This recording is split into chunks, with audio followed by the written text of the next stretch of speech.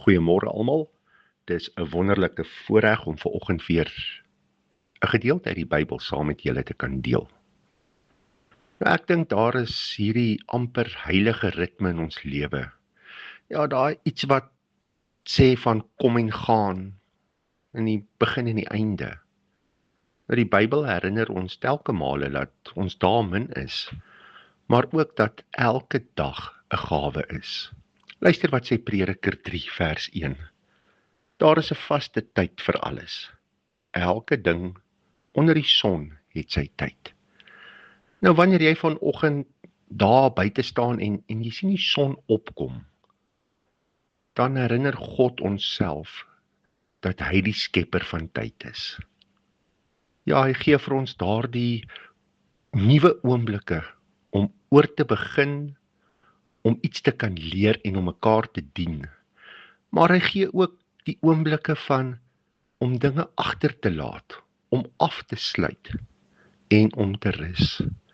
Nou ek dink die wysheid daarin lê om beide die kom en die gaan in die lewe te omhels. Kom met oop hande en 'n bereidwillige hart, maar gaan met dankbaarheid en vertroue dat God die res van dit sal dra. Prediker 3 vers 14 en 15 sê: Ek weet alles wat God doen is vir ewig. Niemand kan daar iets byvoeg of daar iets van hom wegneem nie. God doen dit sodat die mens hom sal eer. Wat is, was reeds. Wat nog sal wees, was ook alreeds. God soek dit op wat alreeds verby is. As ons weer na die son kyk en hy kom op en vanaand gaan hy onder, dan weet ons dat die Here van die tyd nie ons vyand is nie, maar dat dit 'n geskenk is wat ons help om voort te leef in verwondering en in nederige gehoorsaamheid. Ons kom en gaan, maar God se werk bly. Hy hou dit alles vas en maak ons deel van sy ewige ritme.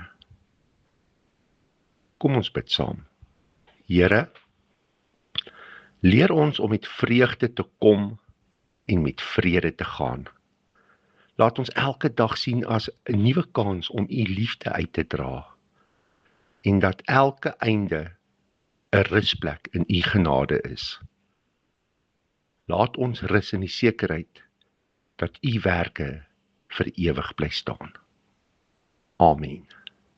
Baie dankie dat jy tyd gemaak het om hierna te luister. Onthou, jy is 'n great blessing.